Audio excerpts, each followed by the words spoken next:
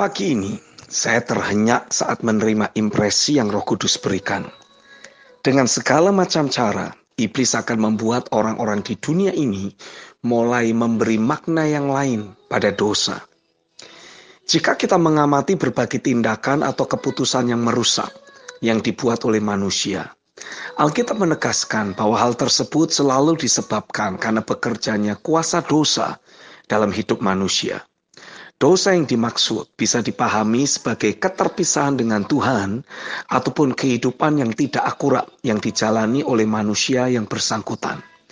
Jadi satu-satunya solusi hanyalah jika manusia yang bersangkutan kembali kepada Tuhan dan memutuskan berjalan dalam kebenaran. Saya jelaskan lebih lanjut dengan mengutip satu ayat firman.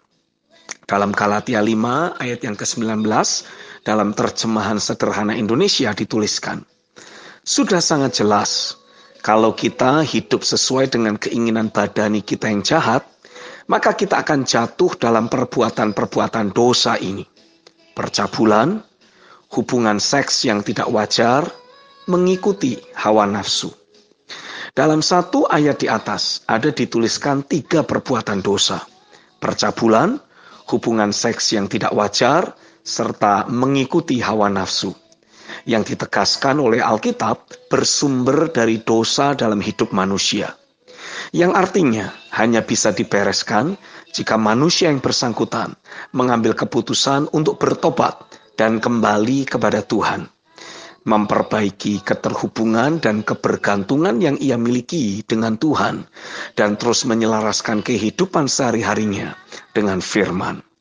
Yang membuat saya terhenyak adalah ketika Roh Kudus membuka pengertian saya tentang bagaimana iblis mengkondisikan seluruh dunia untuk mempercayai dengan cara memakai orang-orang yang memiliki gelar di suatu bidang atau profesi tertentu untuk memberi makna yang lain terhadap semua perbuatan dosa yang dilakukan oleh manusia. Tujuannya tentu saja supaya manusia merasa tidak perlu datang kepada Tuhan dan memperbaiki keterhubungan atau kebergantungan yang seharusnya ia miliki dengan keberadaan Bapa di sorga. Alih-alih menyebut tindakan percabulan yang dilakukan seseorang sebagai suatu dosa, ada banyak para ahli yang menyebut hal tersebut sebagai suatu dorongan seksual yang dialami oleh seseorang yang bersumber dari adanya gejolak hormon seksual di dalam diri mereka. Jadi kalau hal tersebut hanya disebabkan oleh gejolak hormon seksual belaka, maka yang dibutuhkan oleh orang yang bersangkutan hanyalah semacam session counseling atau beberapa pil yang berfungsi menstabilkan gejolak hormon seksualnya belaka. Bukan mengakui adanya kekuatan dosa yang bekerja dalam hidupnya dan lalu bertobat untuk kembali memperbaiki hubungannya dengan Tuhan. Sementara dalam kasus orang melakukan hubungan seks yang tidak wajar, biasanya cenderung berkaitan dengan hubungan seksual dengan sejenis atau bahkan dengan binatang, para ahli tidak akan pernah menyebut hal tersebut sebagai suatu dosa, tapi menyebutnya sebagai suatu kelainan atau perbedaan orientasi seksual. Meski terkesan hanya sekedar suatu penyebutan yang berbeda, tapi sesungguhnya hal tersebut bakal menanamkan dalam pikiran dan diri banyak orang tentang jalan keluar dan solusi yang berbeda.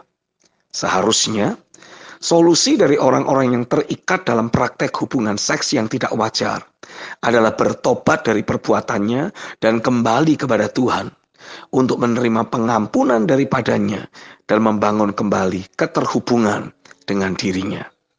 Tapi dengan dilakukannya penyebutan yang berbeda, orang jadi terkondisikan untuk sekedar mengikuti serangkaian treatment atau session counseling yang dilakukan oleh seorang psikiater.